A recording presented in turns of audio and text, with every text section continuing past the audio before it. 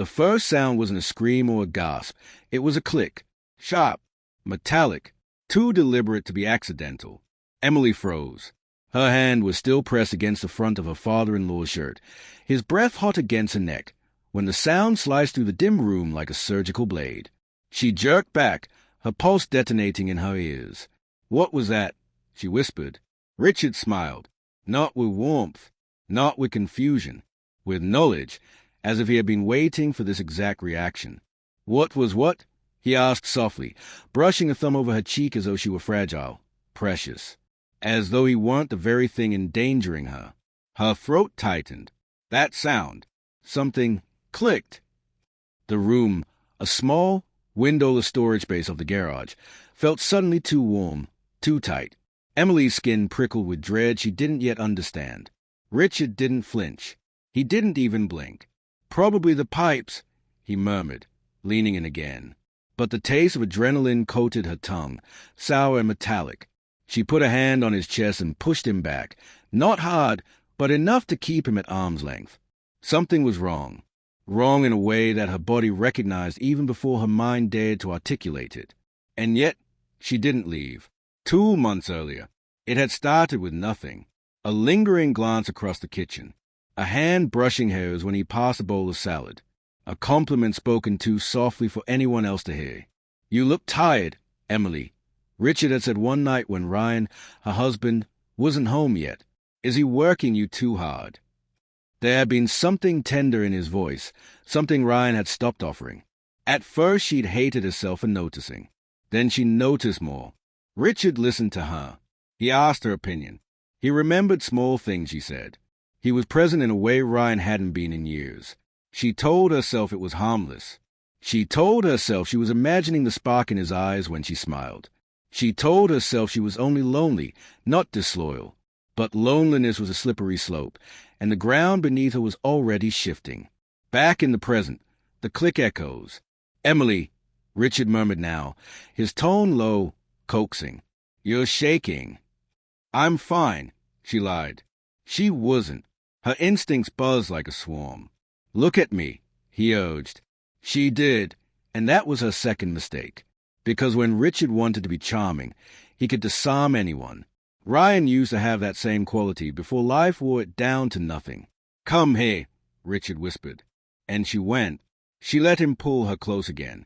She let his mouth graze hers. But that click, sharp, small, undeniable, would not leave her mind. Emily's guilt. As he kissed her, her thoughts spun in a frantic cyclone. What am I doing? How did I get here? How did I let this happen? She hated herself. She hated Richard for knowing exactly how vulnerable she had become. She hated Ryan for making her feel invisible. But most of all, she hated the part of her that felt seen, truly seen, by Richard. He made her feel desired, wanted, not an afterthought, not a chore, not a responsibility. No, a person, a woman, even when she knew it was wrong, especially because it was wrong. The recording begins to reveal itself. "Emily." Richard's voice softened again. "Relax." But something in his tone felt off now, too gentle, too controlled. She pulled back again. "I heard something," she insisted. "It wasn't the pipes." Richard sighed, brushing the back of his knuckles down her arm. "You're tense. Guilty." Her breath hitched. "Don't do that." "Do what?" "Turn this on me." For the first time, his expression shifted. His eyes sharpened, not dangerously, but calculatingly, as though he were assessing her, measuring her. "Emily," he said carefully, "nothing is happening here that you didn't want." Her chest tightened painfully. He wasn't wrong, but he also wasn't right. Because she wanted connection. Someone who looked at her the way Ryan used to. Someone who didn't walk past her with his eyes glued to his phone. Someone who didn't forget the last time he actually held her. She wanted the feeling. Not the man. But Richard had become the easiest source of it. And he knew. A flash of fear. Emily glanced around the storage room again. Bare walls. Shelves. A workbench. Toolboxes. And then, there, a small red dot in the corner near the ceiling. Barely visible unless you were looking for it. Barely noticeable unless you were on high alert. Her breath shattered. Richard, she whispered, pointing. What is that? He didn't tone. He didn't look. He didn't need to. Instead, he stepped toward her, and for the first time since this whole twisted thing began, she saw something cold behind his eyes. It's nothing, he said. Her stomach dropped. Her hands trembled. The red dot blinked again. Recording. Why? Her voice cracked. Oh my God. Richard, tell me that isn't. It's nothing, he repeated, firmer. Is it recording us? She choked out. Answer me. He ran a hand through his hair, exhaling slowly. Emily, calm down. Calm down. Her vision blurred with panic. Richard, what did you do? He reached for her shoulders. She jerked away as though burned. You're overreacting, he snapped, the charm slipping, frustration bleeding through. You're spiraling. Is that a camera or not? He hesitated for half a second. It was all the confirmation she needed. Emily stepped back until her spine hit the shelf behind her. Her pulse hammered so violently she could barely breathe. You recorded us. Her voice was barely a whisper. Why? Why would you? Protection, he said sharply. In case you turned on me. In case Ryan found out and tried to blame me. Protection. He said it like he was a victim. Like she was the unpredictable one. She felt sick. You used me, she whispered. No, he stepped toward her again. I cared for you. I protected you. By filming me without my consent. Richard's jaw tightened. You didn't give me a choice. Shadows of manipulation. Her thoughts blurred in a frantic haze. Had he pursued her? Had he engineered moments alone? Had he read her loneliness like a map and followed it straight to the center? God, what have I done? Emily, he said, lowering his voice, slipping back into that soft, soothing tone. You're scared. That's all. Come here. No, we're in this together. No, she repeated, louder. Her voice cracked, but her spine hardened. We're not. His eyes darkened, frustration again, maybe anger. But beneath it, fear. Fear of losing control. Fear of losing leverage. Emily backed toward the door. Delete it, she demanded. All of it. Richard didn't move. Delete it, she cried. He exhaled through his nose. I can't. She felt the floor tilt under her, the world shifting into something colder, uglier, more dangerous. Why not? She whispered. Because, he said quietly, I might need it. Her blood turned to ice. Need it? Need it for what? The true betrayal emerges. Suddenly she wasn't just a cheating wife. She was evidence, a bargaining chip, a secret he could wield whenever he wanted. And he had planned it, maybe from the beginning. Emily's breath came out in a trembling gasp. I have to get out of here. Emily, don't. She reached the door. He grabbed her wrist. Not violently, not roughly, but with enough pressure to tell her the truth. She wasn't just someone he desired. She was someone he owned, or thought he did. Emily yanked her hand free. Richard's expression shifted, surprise first, then something far darker. Emily, he said slowly, don't make this uglier than it needs to be. Her voice trembled, but her resolve didn't. You already have. She flung open the door and ran. Not for Ryan, not for safety, for truth. Because whatever she had been to Richard, lover, distraction, weakness, she would not be his leverage. Not anymore.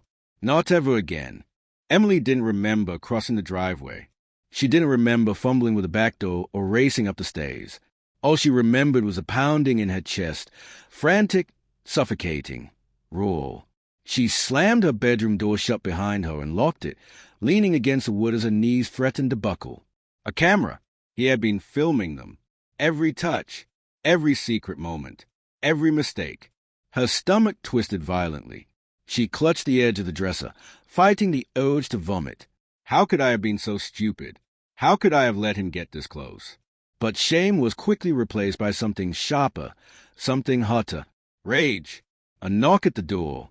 Emily. Ryan's voice. Her pulse froze. Em, are you okay? She squeezed her eyes shut, gathering her breath. Yeah, I'm fine. Just changing. Lie after lie, each one another chain wrapped around her throat. Dinner's almost ready, he said through the door. Dad's staying, so don't take too long. Her chest constricted. Richard was staying. Of course he was. Okay, she managed, voice thin. His footsteps faded. Emily sagged forward. She had minutes, maybe less, before she'd have to go downstairs and face the man who had trapped her in his web of manipulation and recordings. She needed a plan, but she couldn't think. Her mind was racing too fast, images colliding and shattering into panic. Tell Ryan. No, what if Richard shows the videos? Run. Where? How? Fight. You can't outsmart him. Try. You have to try. She pressed her palms against the dresser again, grounding herself. What does he want? Why record me unless? The answer came like a knife to the spine. Leverage. Not protection.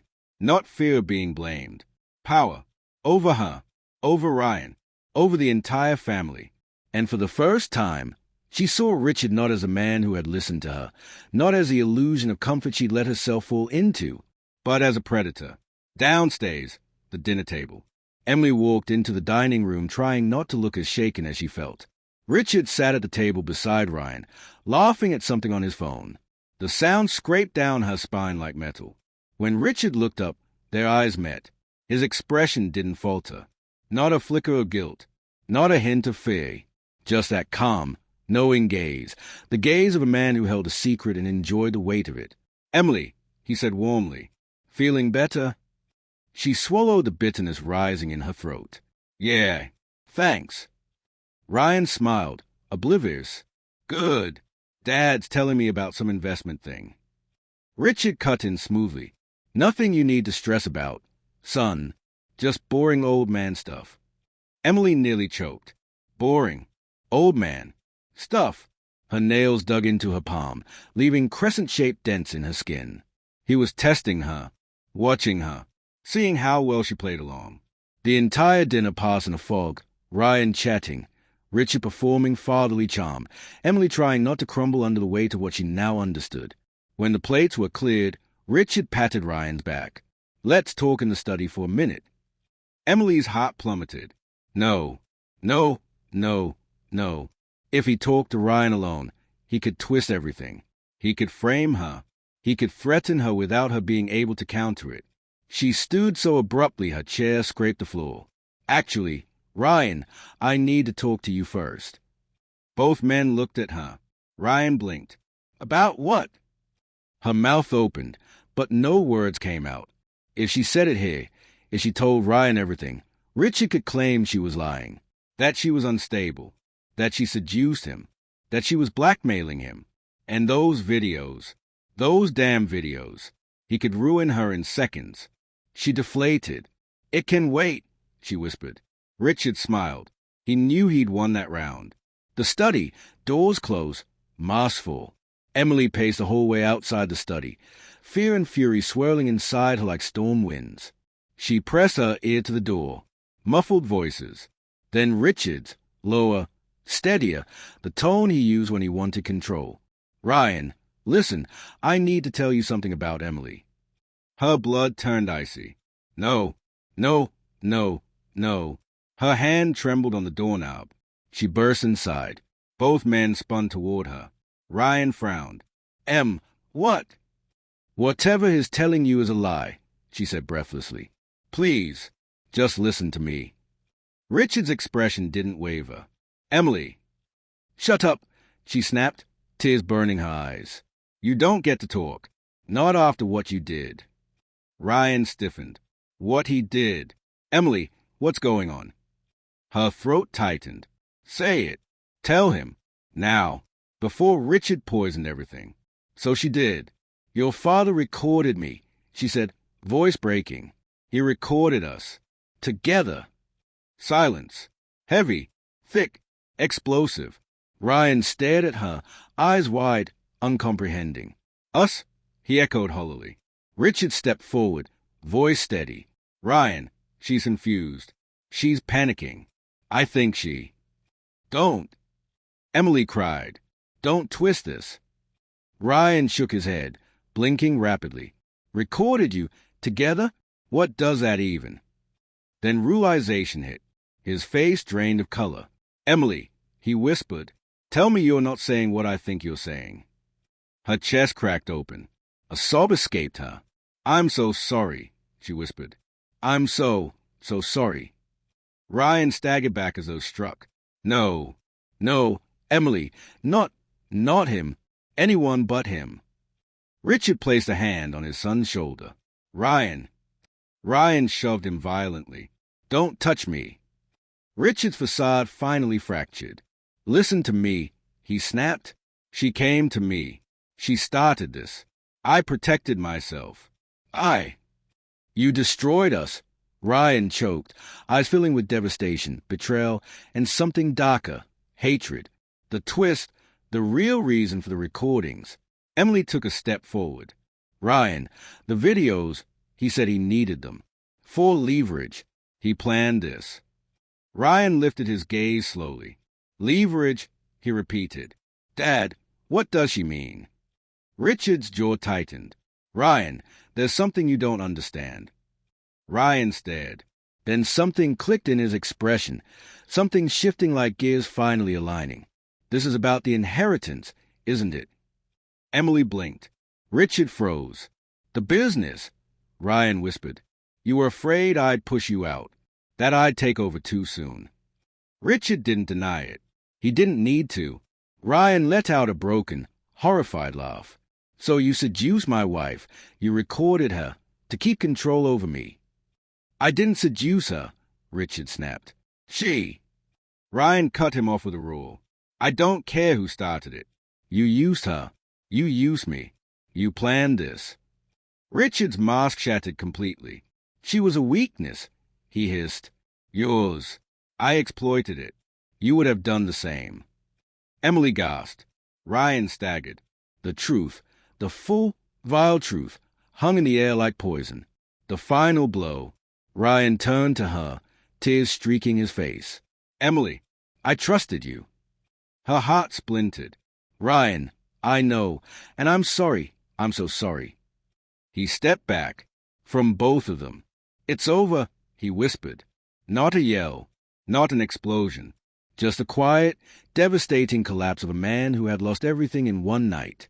He walked out of the study, leaving her and Richard in suffocating silence. Emily sobbed into her hands, sinking to the floor. Richard stood above her, eyes narrow, calculating even now. You think this is over, he murmured. He'll come back, and when he does, I still have everything I need. Emily lifted her tear-stained face, meeting his cold gaze. No, she whispered, a trembling resolve forming inside her. You don't. She stood, and for the first time, Richard looked uncertain. Because I'm going to the police. His face blanched. Emily wiped her tears, spine straightening. You may have recordings, she said, voice steadying, but what you did is a crime, and I'm done being afraid of you. She walked out before he could speak. She didn't know what would come next. She didn't know if Ryan would ever forgive her. But one thing was certain. Richard would never own her again. And whatever came next, she would face it as something she had forgotten how to be. A woman who chose the truth, even when it destroyed everything.